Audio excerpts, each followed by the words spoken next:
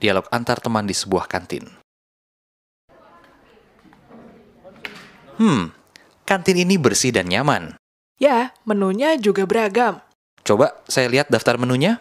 Silakan, pilih apa? Aku ingin nasi. Lauknya? Lauknya ayam balado saja. Balado itu dari cabai. Tidak apa-apa, aku suka makanan pedas. Bagiku, makanan pedas membuat perut sakit. Orang Jawa seperti kamu memang tidak suka makanan pedas-pedas. Sebaliknya, kamu sebagai orang Padang tidak suka lauk manis, bukan? Ya, benar.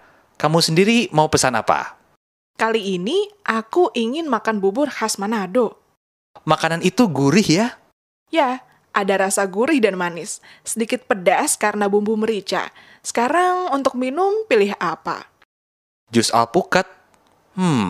Mahal. Harganya Rp15.000. Jus durian. Harganya Rp20.000. Aku teh manis saja. Cuma Rp5.000. Aku sama, teh manis. Soal menu nasi tadi, aku tidak jadi memilih balado. Mengapa? Aku juga mau mencoba makanan khas daerah Indonesia Timur. Oh ya, jadi ganti pesan apa? Coba coto Makassar saja. Baik, jadi coto, bubur Manado, dan 2 teh manis. Mas, ini pesanan kami. Dialog 2 antara petani P dan mahasiswa di suatu kebun. Wah, saya lihat adik sudah seperti petani di desa ini. Memang, salah satu tugas kuliah kerja nyata ya seperti ini. Kegiatan KKN ini wajib bagi mahasiswa. Ya, tujuannya untuk mencari pengalaman pengabdian kepada masyarakat. Baik, bisa kita lanjutkan memupuknya? Dengan senang hati, saya membantu Bapak di kebun sekarang. Kita sekarang sedang memupuk tanaman dengan kompos. Oh ya, ini pupuk kompos, bukan pupuk kandang. Bahannya apa, Pak? Pupuk kompos ini dibuat dari alang-alang. Apa alang-alang bagus untuk pupuk kompos? Ya, bagus. Saya pernah melihat petani di desa ini juga menggunakan jerami. Jerami memang bisa digunakan. Bahkan, batang kedelai dan daun jagung juga bisa. Kalau diberi campuran lain, misalnya kotoran sapi, bagaimana? Saya lihat banyak. Hasil campurannya malah menjadi lebih bagus. Oh, begitu. Lebih baik lagi jika ditambah tanah gambut. Campuran lain barangkali bisa, Pak. Ya, misalnya campuran sabut kelapa juga bisa. Oh, itu bagus juga untuk pupuk tanaman seperti ini. Dik, maaf, kakinya menginjak tanaman. Maaf, Pak. Tidak sengaja. Dialog 3, dialog antara petugas gas LPG dan ibu rumah tangga.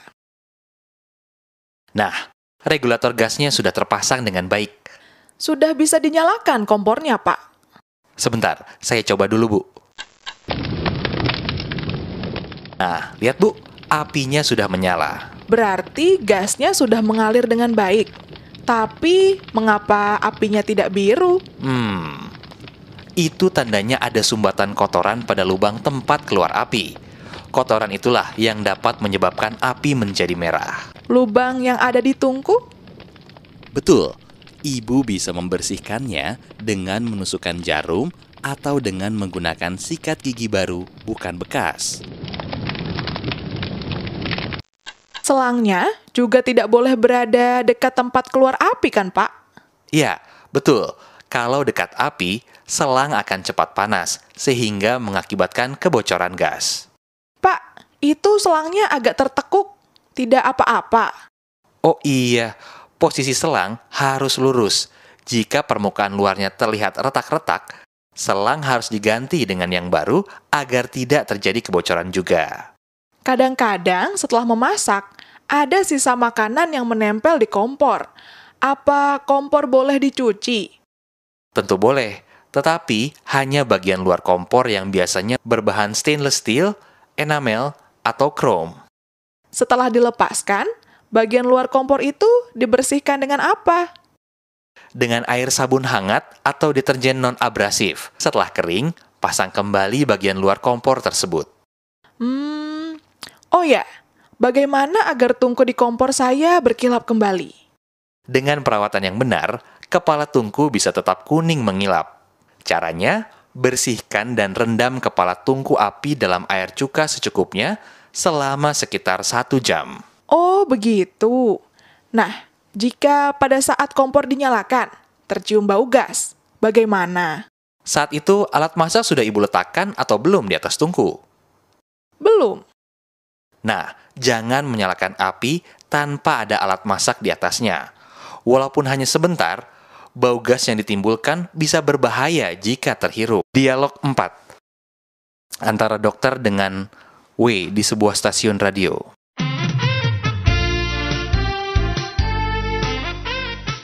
Sekarang, mari kita bicarakan soal kesehatan gigi dan mulut. Kesehatan gigi sangat penting ya, Dok. Ya, memang penting.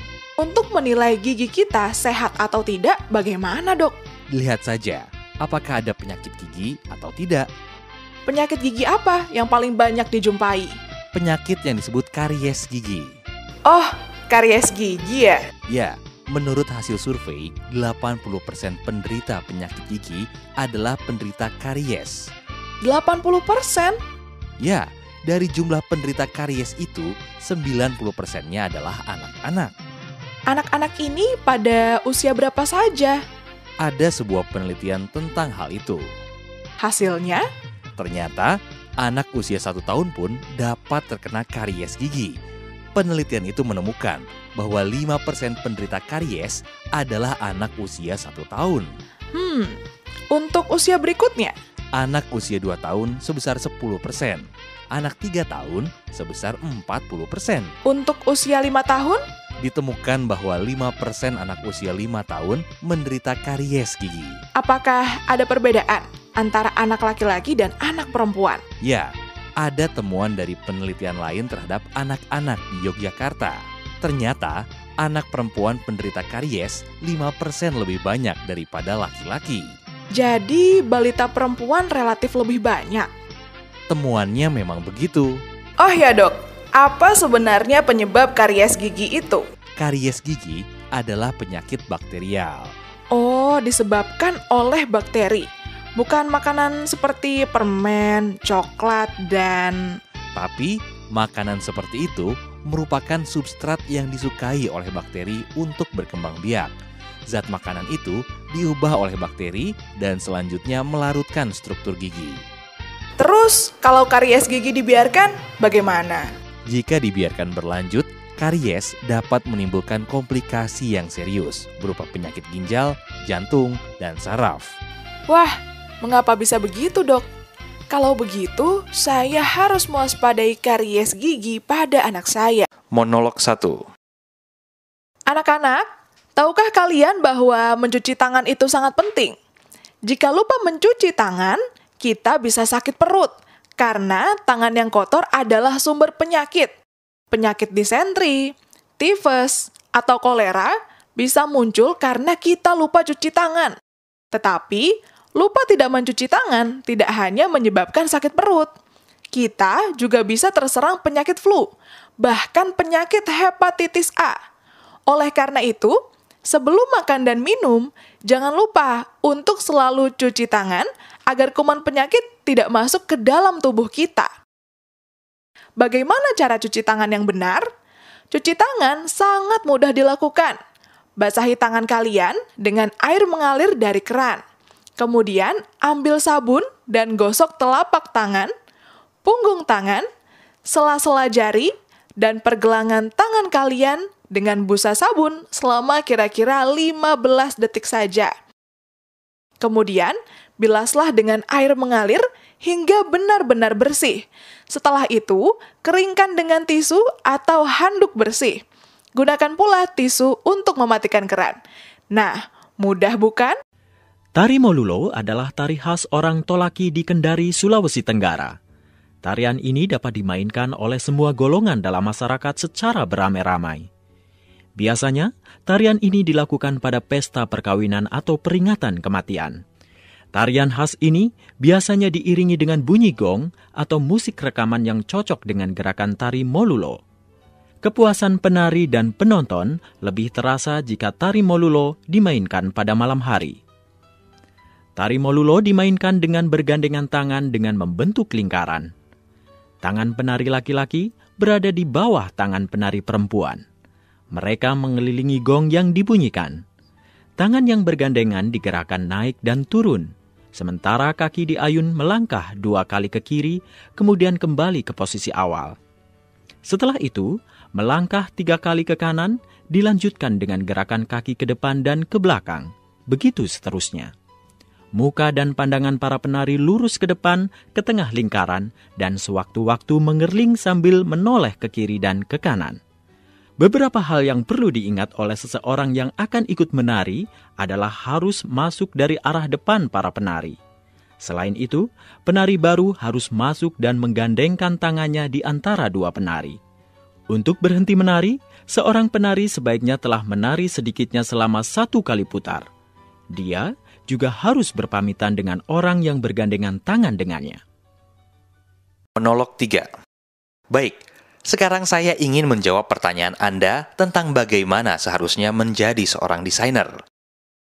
Kita tahu, kini kebutuhan akan mode bukan kebutuhan sandang belaka. Kemajuan mode membuat banyak orang menginginkan selalu tampil bergaya dan tidak ketinggalan zaman. Tidak mengherankan apabila orang memburu busana-busana karya perancang terkenal.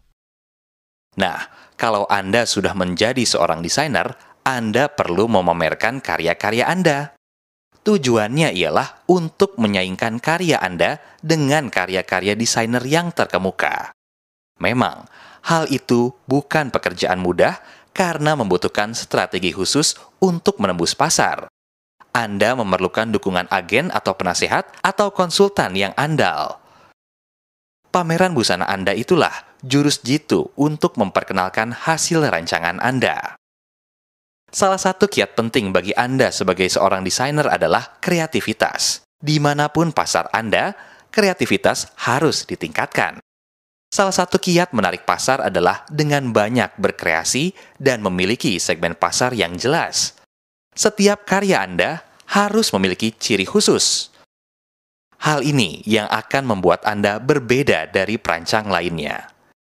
Kiat lain adalah mendesain busana dalam jumlah terbatas. Banyak orang yang senang bila baju yang dipakainya hanya dimiliki dirinya saja. Dengan mengeluarkan rancangan dalam jumlah terbatas, harga baju Anda akan semakin mahal. Monolog 4. Lapisan ozon adalah hasil reaksi antara oksigen dan sinar ultraviolet matahari. Di udara, lapisan yang berwarna biru pucat itu berfungsi menahan radiasi sinar ultraviolet hingga mencapai tingkat yang aman untuk kesehatan manusia. Lapisan itu terbentuk dari 3 atom oksigen atau O3. Ozon berada di lapisan stratosfer, yaitu lapisan awan yang terletak antara 15 dan 35 km dari permukaan bumi.